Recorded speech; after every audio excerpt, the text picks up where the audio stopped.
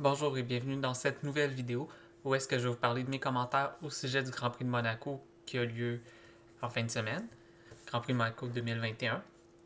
Euh, Malheureusement, ça a été un Grand Prix un peu plate à regarder.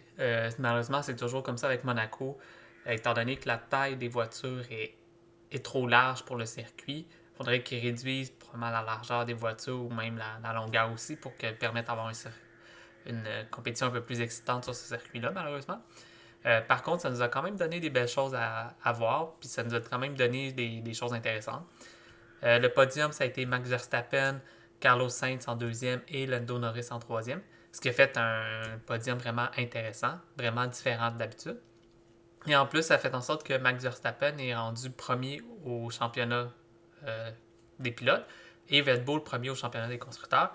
Donc ça nous a quand même donné des belles surprises au final. Et j'ai hâte de voir la suite pour la semaine prochaine. Tout d'abord, une des premières choses à discuter, c'est l'accident de Leclerc. Donc, Leclerc qui a fait une superbe pole le samedi. Ça a vraiment été beau à voir. C'était, écoute, un tour parfait, j'ai envie de dire. Il frôlait les rails sans les toucher. Et lors de son deuxième tour lancé lors de Q3, malheureusement, un peu trop agressif et il a scrappé sa roue et il s'est ramassé dans le mur comme on voit là, qui a amené un drapeau rouge, ce qui a permis à Leclerc de conserver sa pole s'il n'avait pas amélioré son temps. Euh, Évidemment, il y en a des rumeurs qui disent il aurait dû perdre son tour le plus rapide. Et je pense qu'au final, je pense que non. Je pense que c'est correct de dire, regarde, on va juger du cas par cas. Dans ce cas-ci, sa voiture a été très endommagée. Donc, au final, c'est lui qui a plus à perdre. Il faut qu'il reconstruise la voiture. Puis si jamais elle n'est pas bonne, si jamais en reconstruisant, c'est pas les bons réglages, il va perdre beaucoup de temps lors de la course. Au final, malheureusement, il n'a pas pu prendre le départ parce que sa boîte de vitesse a été endommagée et qu'ils ne l'ont pas changé. Euh, S'il l'avait changé, il aurait perdu 5 places. Donc déjà là, il aurait déjà subi une première pénalité. Mais parce qu'il n'a pas changé, au final, il n'a même pas pu prendre part à la course. Qu'est-ce qui est très, très dommage pour lui et pour nous, pour le spectacle. Autre chose qui est arrivée, Valtteri Bottas. Ici, on peut voir la roue avant droit. On voit qu'il y a des petites bandes rouges alors que les autres sont blanches. En fait, c'est qu'il est parti avec les pneus rouges et lors de la repli, il mettait les pneus blancs et malheureusement, son pneu avant droit ne voulait pas sortir. Ils ont scrappé l'écrou, ce qui fait qu'ils ont dû retirer la voiture. Vraiment dommage pour Bottas qui avait fait une très belle course, s'était qualifié troisième. Euh, Tandis que Leclerc n'a pas pu prendre part au départ, il était deuxième quand c'est arrivé. C'est vraiment dommage parce qu'il y avait une très belle course et ça finit en queue de poisson pour lui. Évidemment, on n'a pas dû sortir la voiture de sécurité ni drapeau jaune parce que c'était dans les puits. Mais quand même, vraiment un ennui mécanique pour Mercedes.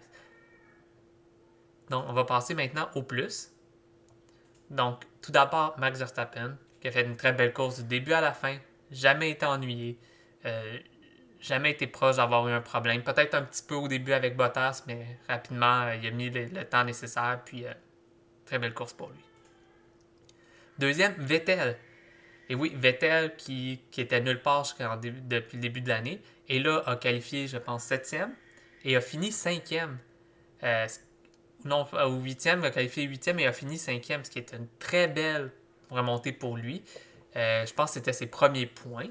Et cela le place quand même j'espère, en confiance. Là, faire cinquième sur Monaco.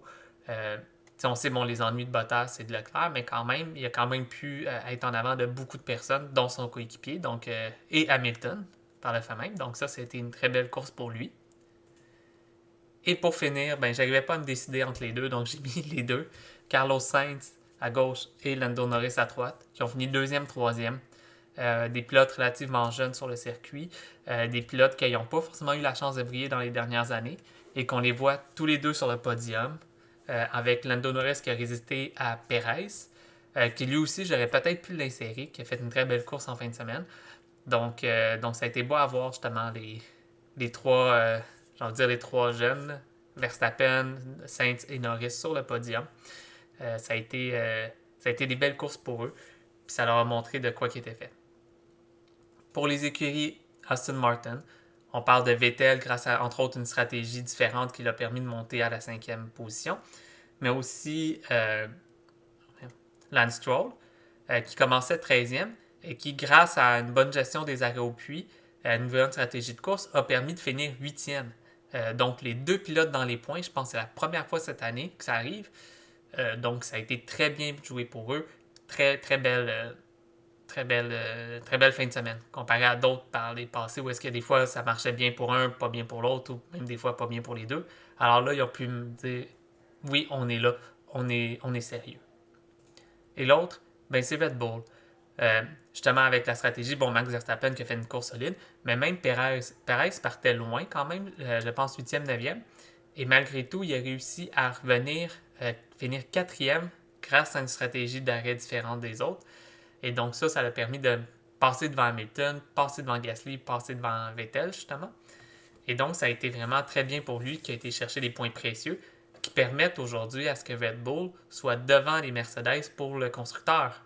Bon, par un point, mais quand même, ça lui permet de remonter un peu son moral, monter sa confiance et de montrer qu'il est là pour les bonnes raisons. Là. Donc, ça a été une très belle course pour ces 4 pilotes et pour ces 2 écuries. Pour qu'est-ce qui est des moins, euh, Tsunoda. Tsunoda, je pense que c'était sa première fois qu'il courait à Monaco. Je comprends que c'est spécial, mais de finir juste devant les deux Haas, derrière les deux Williams, il était nulle part en fin de semaine. Alors que Gasly a fini 6e, lui, ça n'a pas été une belle course du tout. À oublier. Première expérience, il va falloir se faire, mais depuis la première course, qui a été très bon, depuis ce temps-là, on le voit de moins en moins, puis il est moins en moins en avant. L'autre, Daniel Ricciardo, en partant, il a perdu 2 positions. Bien qu'officiellement, il en ait récupéré une sur Leclerc, mais mettons, pour les pilotes qui prenaient le départ, il en a perdu 2. Puis lui, je pense qu'il a déjà gagné par le passé. Il était nulle part.